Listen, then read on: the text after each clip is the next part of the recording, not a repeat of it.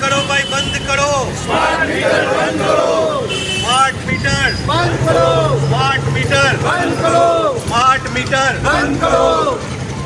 बंद करो भाई, बंद करो स्मार्ट मीटर बंद करो, बंद करो भाई, बंद करो स्मार्ट मीटर बंद करो, बंद करो भाई, बंद करो स्मार्ट मीटर बंद करो, स्मार्ट मीटर, बंद करो, स्मार्ट मीटर, बंद करो, स्मार्ट मीटर, बंद करो, बंद करो भाई, बंद करो स्मार्ट मीटर, बंद करो, बंद करो भाई, बंद करो स्मार्ट मीटर बंद करो,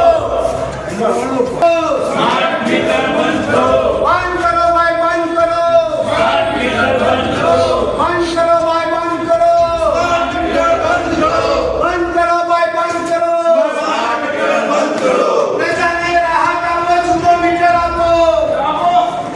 बंद करो भाई, बंद करो स्मार्ट मीटर, बंद करो, बंद करो भाई, बंद करो स्मार्ट मीटर।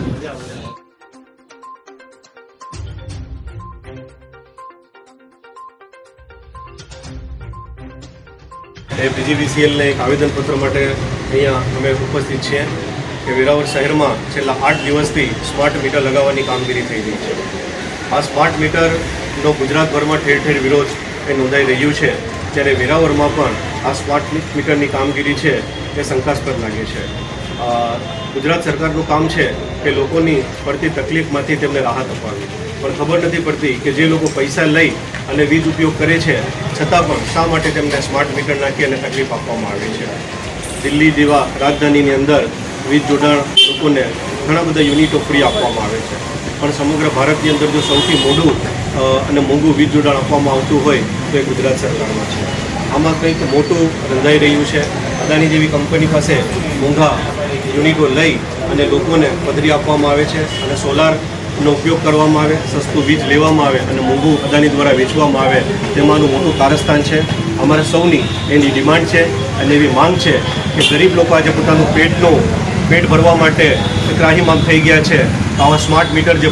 ફૂલ ઝળબાટપૂર્વક ચાલે છે અને ખૂબ મોંઘા એના બિલ થઈ રહ્યા છે, તો આ સ્માર્ટ મીટરની કામગીરી બંધ કરવામાં આવે। અને જો આ સ્માર્ટ મીટરની કામગીરી બંધ નહીં કરવામાં આવે તો આવનાર સમયમાં તેનું ઉગ્ર આંદોલન કરવામાં આવશે। આસપાસના એરિયામાં 400થી વધુ કનેક્શન